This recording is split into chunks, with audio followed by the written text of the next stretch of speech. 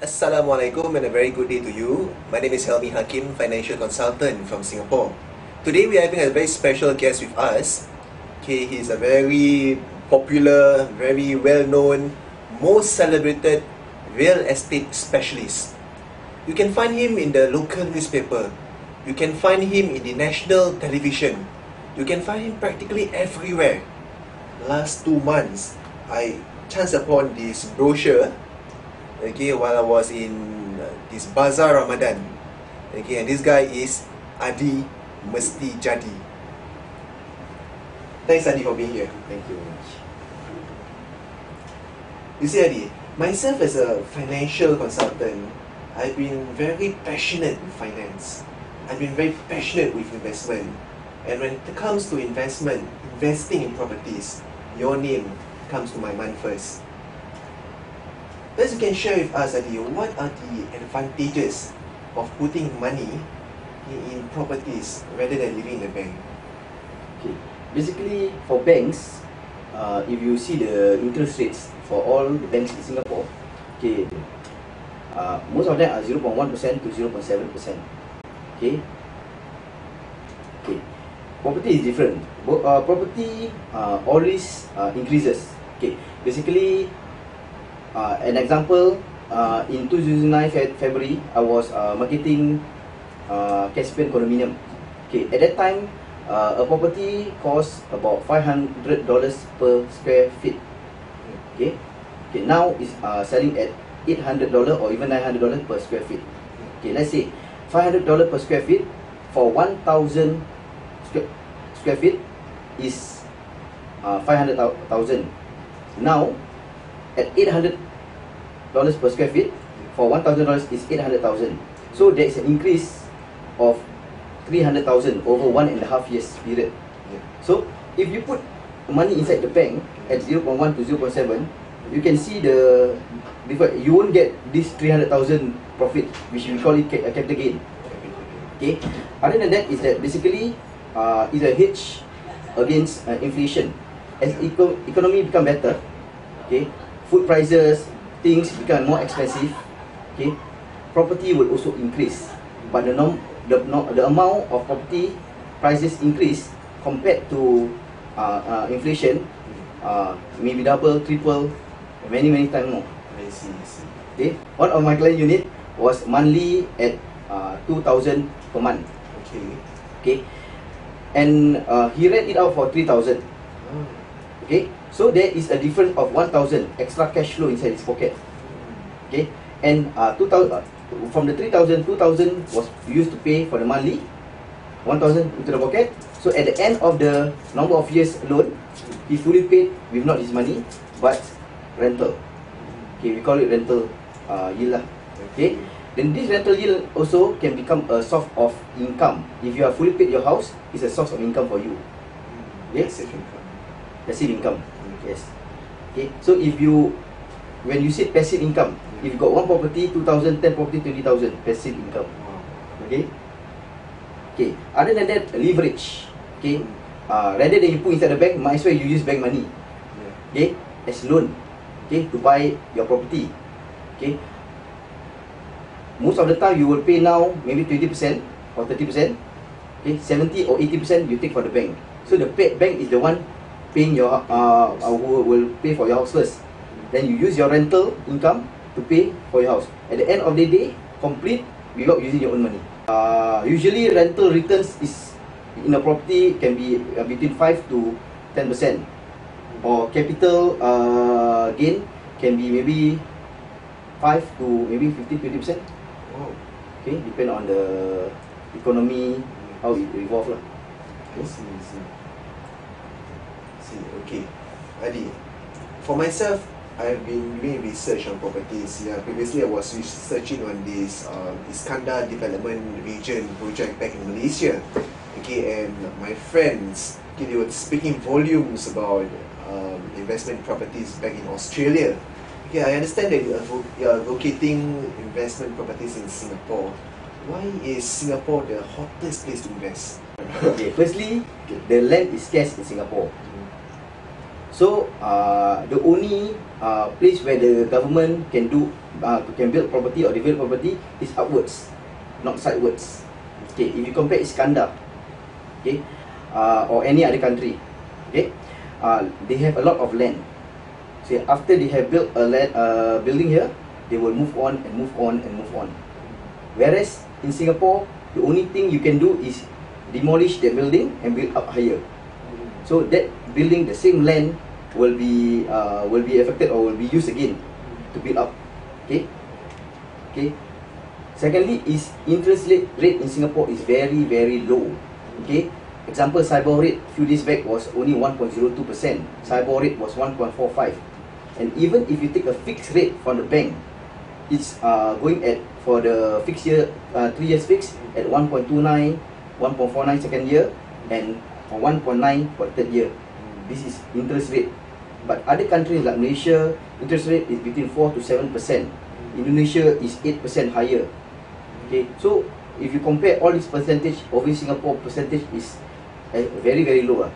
Very very low. That's why a lot of foreigners, okay, like to buy property in Singapore because of the interest low and they can get loan from the banks.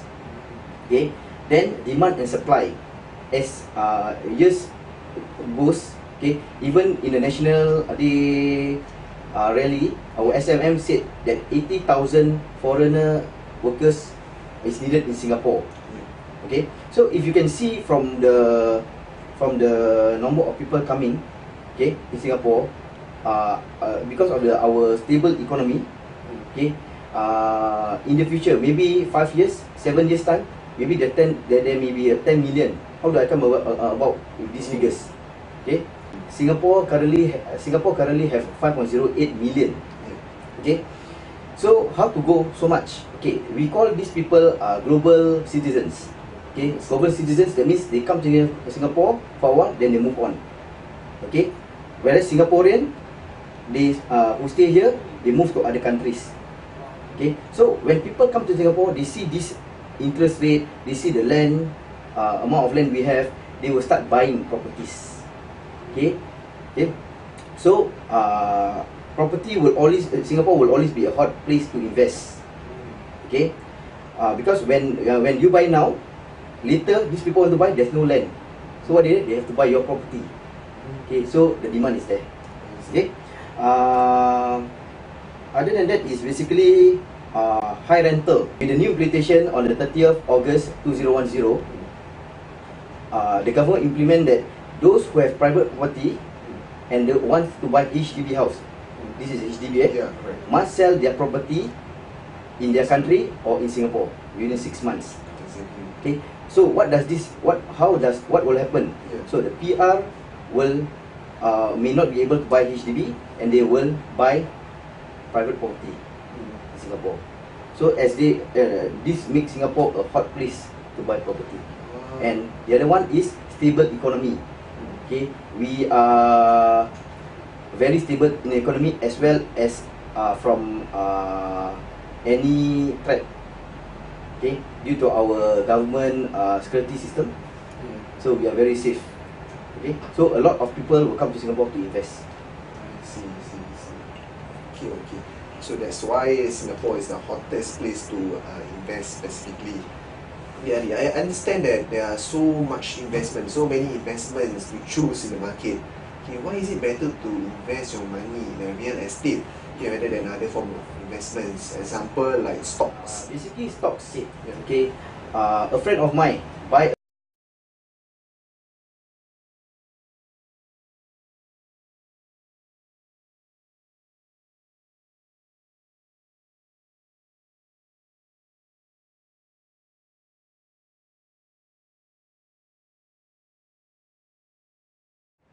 I recently went online. Okay, I browsed through these websites. Okay, where they have these property auctions. Then I see a lot of properties for us to choose, and I was overwhelmed.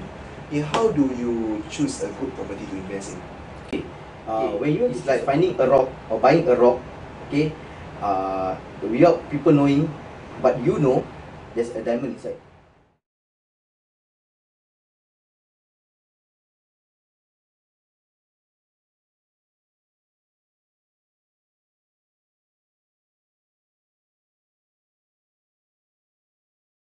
can you find this information Yeah. about the area that you want to buy?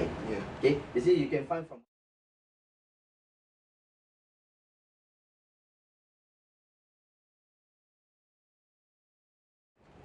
And I understand that every investment there are considerations that you need to look into prior before you actually go deep into the investment. Okay, what specifically must you consider when you want to invest in a property? Okay, there are three things that people usually consider when they want to invest.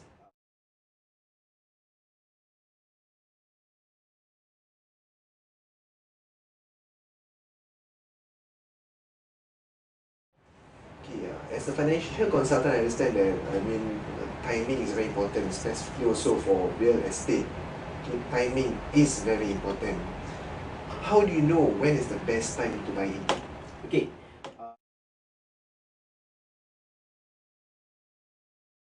Okay, there are pay website and there are free website. So depend on how serious you are. Perhaps you can share with us some of the paid or free website. Okay, the free website is.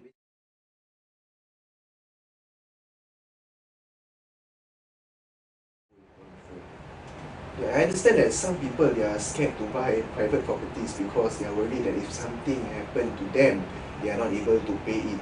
Okay, what is your advice on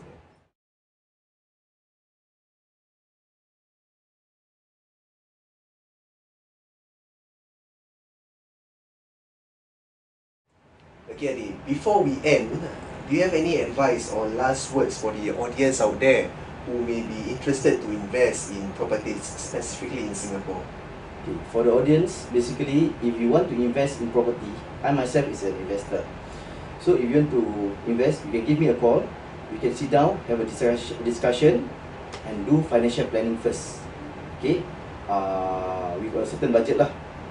Okay, one thing that I can advise is basically, usually I will go for property that is have a high number of transaction, because from there we will be able to know that that particular property sells.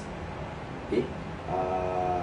How do you contact me? Basically, you can call me at 822-33-333. Very simple. 8 times. The rest is 3. Okay.